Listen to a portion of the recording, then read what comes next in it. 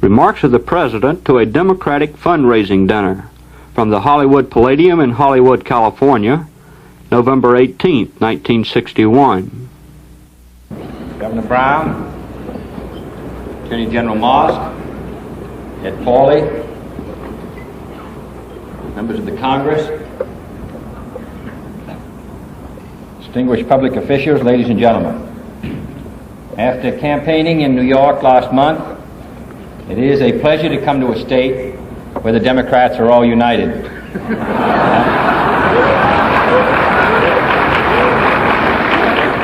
I am confident there will be a candidate in this state in 1962 who will unite the Democratic Party, and I refer to Pat Brown.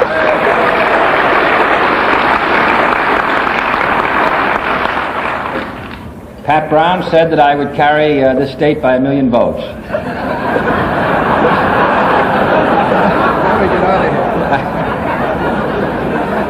I prophesy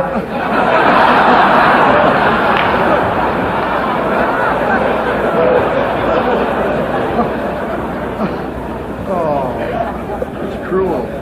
No, he did carry the state by 1 million votes, and I prophesy that he's going to run, I prophesy he's going to win, which is the important thing. I think he's going to win because of some of the reasons that the Attorney General gave.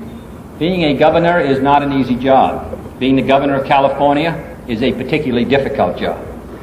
I think the efforts which Governor Brown has made since he was elected to be governor of this great state way back in 1958, I think that record, which represents the culmination of years of working in this state, which represents the acquired knowledge year after year as a dedicated and effective Attorney General of California.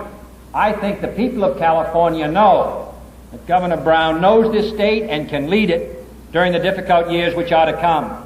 He is going to be elected governor of this state because this state, above all others in the Union, must continue to move forward. And Governor Brown and the Democratic Party are committed to progress.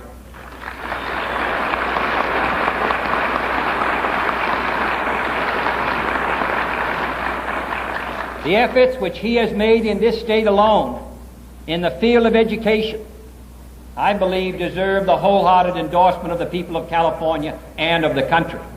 From the time that the first colony was established in Massachusetts, the people of this country have recognized that the primary responsibility of local government is to educate our children.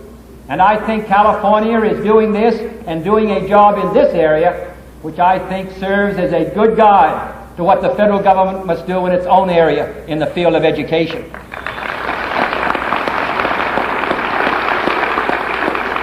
You are going to have more than twice as many young men and women applying for admission to these schools in California in 10 years as you do today.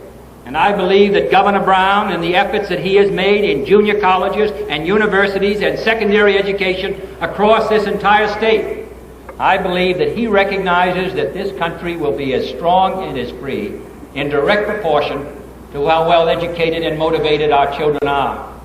And I believe that the evidence that he has given of the fight to provide water for California, which I think must be at the basis for the development of the whole West, I believe this effort alone, which has represented one of the most difficult political challenges which this or any other state has faced, I believe this is another reason why he will receive the endorsement of the people of California in 1962.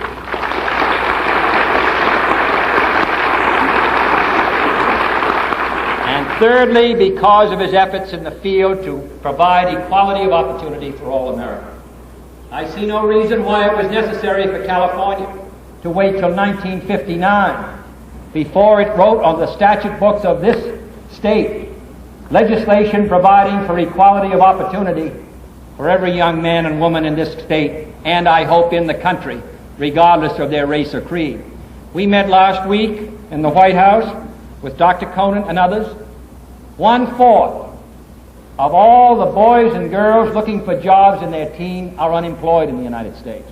And this is concentrated among the Negroes and the Puerto Ricans and those of Mexican extraction in this and other states.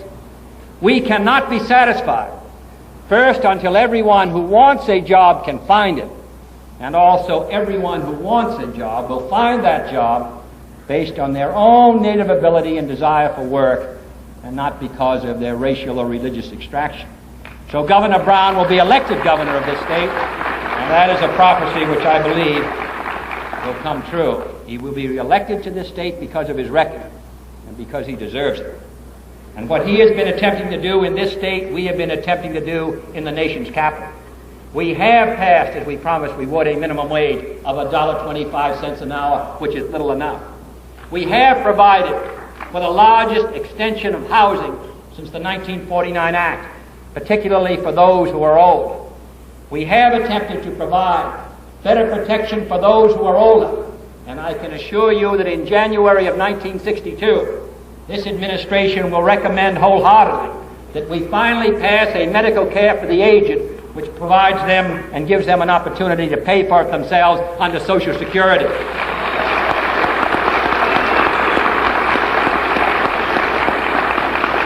We have made a concentrated effort, and I believe that we are on the brink of a major breakthrough in the coming years to secure fresh water from salt water at a competitive price, to cleanse our rivers, to develop our resources, to provide jobs for our people, to educate our children, and provide security for our aged. And we have also attempted to develop the strength of the United States abroad. When we came into office, we turned, of the 14 divisions of the United States, 3 of them were training divisions, and we have turned them into combat divisions. And we've called up 2 of our National Guard. We have developed 5 additional combat divisions, therefore, for the United States in the last 9 months. Now 50% of the Strategic Air Force of the United States is on a 15-minute alert. We will have a substantially increased number of Polaris submarines by 1953 and 1954, 63 and 64 than we would have had. We have attempted in the field of space, and there is no area, and I say this with complete conviction, there is no area where the United States received a greater setback to its prestige as the #1 industrial country in the world than our being second in the field of space in the 1950s. And while many may think that it is foolish to go to the moon, I do not believe that a powerful country like the United States, which wishes to demonstrate to a watching world that it is first in the field of technology and science, which represents so basic an aspiration for so many people, I do not believe that we can permit the Soviet Union to dominate the spaces with all that it may mean to our peace and security in the coming years. So in the field of national defense, in the field of space, in the field of our economy growth here at home, which has been over 10% in the last 9 months, we have attempted to do in Washington what the Democratic Party has always attempted to do there and in California, and that is to move the United States forward.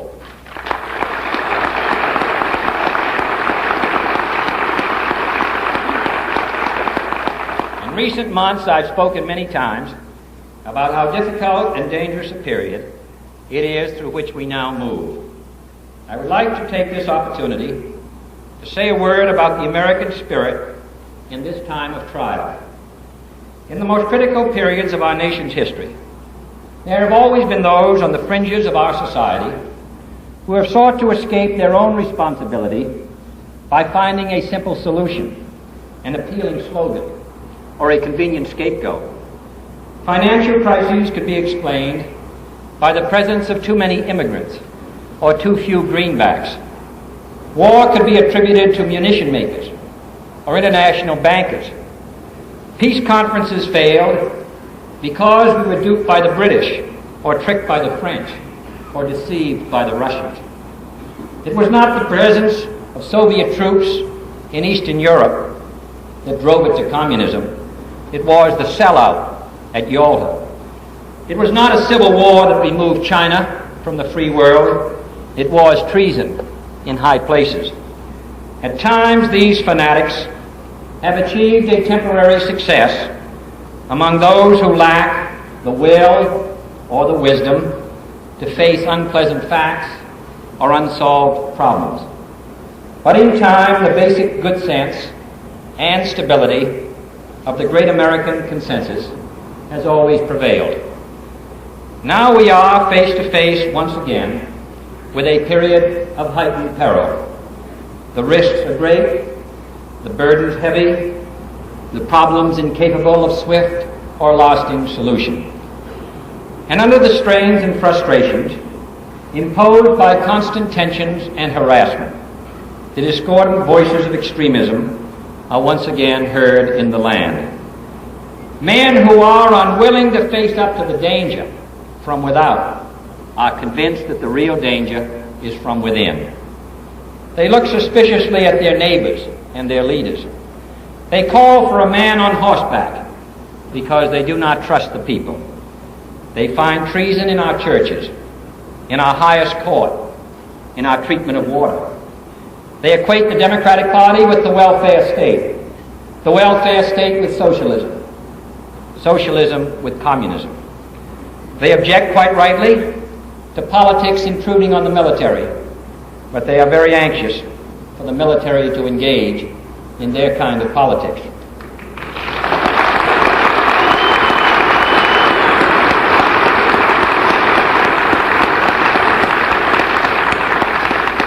But you and I, most Americans, soldiers and civilians, take a different view of our peril. We know it comes from without, not within. It must be met by quiet preparedness, not provocative speeches, and the steps taken this year to bolster our defenses, to increase our missile forces, to put more planes on alert, to provide more airlift and sea lift and ready divisions, to make more certain than ever before that this nation has all the power that it will need to deter any attack of any kind. These steps constitute the most effective answer that can be made to those who would sow the seeds of doubt and hate. So let us not heed those counsels of fear and suspicion. Let us concentrate more on keeping enemy bombers and missiles away from our shore and concentrate less on keeping neighbors away from our shelters.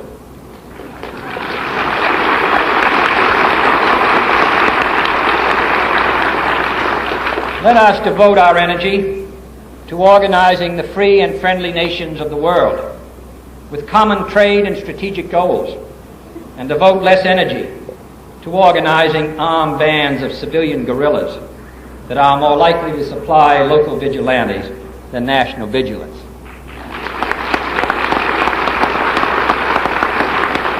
Let our patriotism be reflected in the creation of confidence in one another rather than in crusades of suspicion. Let us prove that we think our country great by striving to make it greater.